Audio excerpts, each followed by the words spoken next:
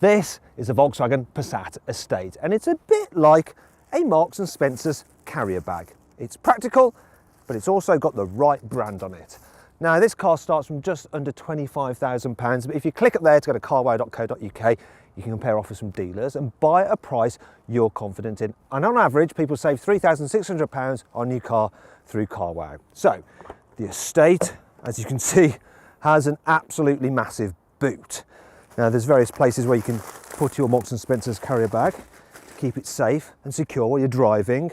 You'll notice as well there's no load lip here, so it's very easy to just slide heavy items out. If you look under here, we've got a space saver spare wheel, but some extra storage if you need it, and you can raise and lower this false boot floor. Now, the seats, they split 3 ways, so you can actually fold down the centre one individually if you need to carry longer items and still 2 passengers. As you can see, you can fold them down from the top of the seat or using these handy levers here. Now, I'll just climb in to push this one down so I can lock it into place. And there you go, you've got a nice continuous low floor, so it's easier to push heavy items right to the front. It's not completely flat, but it's pretty blooming close. So, another good thing about the Estate, as well as its boot, is rear passenger space. Now, I'll just move these seats out of the way so you can see what's going on, because I want to illustrate just how much room there is here in the back. So look, because you've got that boxy shape, there's loads and loads of headroom. Look, you'll be well over 6 foot, you'll be fine. Loads of knee room as well, can stretch out. And this centre seat, it's quite low, it's quite wide, and it's flat. And it means that this car is actually pretty good for carrying 3 in the back at once. And I think it's better for 3 in the back than the Skoda Superb Estate, even though that car is bigger, slightly, and better for just 2 in the back at once. But yeah, here we go, really good, comfortable car. Now, if you click up there to watch my in-depth practicality video, you can see what it's like with 3 people in the back, how easy it is to fit a child seat, and just how much stuff we can fit in the car's boot. And I'll also point out some of the other features in the boot, such as the 12-volt socket and the tethering points and stuff like that. Now, continuing with this back seat there and practicality, look, if you fold this down, you can rest on it. You've got cup holders there. In fact, in-car storage is really good on this car. Look, the rear door bins can carry a big bottle of water. And if I move into the front, you will see that, needless to say, the door bins here are massive as well. In fact, cubbies in this car are generally very good. We've got another one down here, and obviously a largish glove box. Not that large, it's good enough. And some space under here as well. Now, in terms of the build quality, it's typical Volkswagen. So you've got lots of nice squidgy plastics, feels well built. You know, there's perceived quality in this car. Everything's damped, all the controls are just sensibly laid out. It's a well thought out place, if not particularly exciting. Now, this is the Business SE edition, and it's pretty much got all the kit you need. It comes as standard, for instance, with satellite navigation. This one, though, if I just turn it on, it's got the upgraded 8-inch screen, and it is pretty nice and easy to use and go through all the different functions. Dead simple. Another upgrade this car has is the, oh, excuse me, I'll just turn that off, is the active screen. So basically it replaces normal analog dials with a full digital display for the driver. It's just like Audi's virtual cockpit, only by another name. And yes, you can cycle through the different menus and use your satellite navigation there. And it's right in front of your eye line, so you don't have to take your eyes off the road.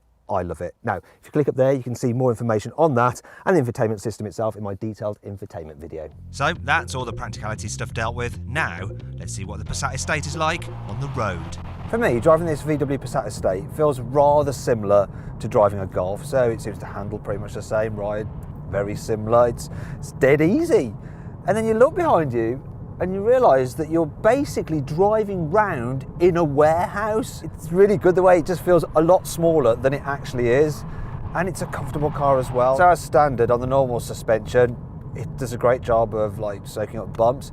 This one actually has the adaptive damper, so I can press a button and put them into comfort mode, and it's even more relaxing. And then if I want to whiz the car down a twisty back road, I can put it into sports mode and it'll stiffen things up. Though, to be fair, it's not really worth spending the extra on that system because, like I say, the standard setup is good enough, and who really whizzes down a back road in their VW Passat Estate? Not many people. One thing you do is whiz up and down the motorway, and it's brilliant for that. So the seats are comfy, and it's a quiet car to travel in as well. Not much wind noise or tyre roar, it's well insulated. And visibility is pretty good as well, so it's easy to drive in town. So yeah, not many blind spots, and even though the back end of the car is quite a long way back there, you know, you've got a big rear window, and yeah, it's quite easy to manoeuvre actually. Now if you click up there, you can see for yourself by joining me for a 360-degree passenger ride video. As for engines, well, there might be a bit of a problem if you're a fan of petrol, because this VW Passat Estate is only available with diesel engines.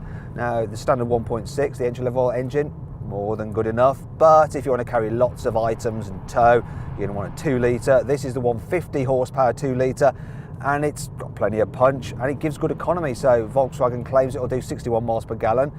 I've done loads of miles on the motorway in this car actually, and I've averaged 51 miles per gallon. That is pretty good. You can also get it with a manual gearbox. This one is the auto, and I would recommend the auto. The manual's fine, but the auto just makes your life a lot easier. There's also a 4-wheel drive version available if you need some added grip, handy for towing, but on the whole, yeah, not worth the extra cash. Not everything about the Volkswagen Passat Estate is good. Here are 5 annoying things about it. The optional heads-up display requires a separate screen to pop out at the top of the dash rather than just projecting the image directly onto the windscreen, like in some premium cars. This space is supposedly for your mobile phone, yet it's not big enough to hold most mobile phones. Well done, Volkswagen. I hate the way the on button for the infotainment system rotates round when you turn the volume up. Does my OCD in. It's great how the headrest moves out and in, but small people hate the fact that it doesn't go any lower than that. The £900 electric tow bar isn't fully automated, so you have to do the last bit of it yourself. Oh, and it's very rusty. Thankfully, it's not all bad. The Volkswagen Passat Estate has plenty of features which more than make up for all this. All Passats get LED brake lights, which apparently other drivers respond to quicker than normal brake lights. The low cover will fit underneath the false boot floor. The 2-litre diesel bi-turbo version of this car can get from 0 to 62 miles an hour in just 6.3 seconds, which is as fast as a Golf GTI Club Sport. The Passat has a gas strut to raise the bonnet. Premium feel. This car has puddle lighting, so when you open the door, you get a puddle of light. I wish I had better shoes on today.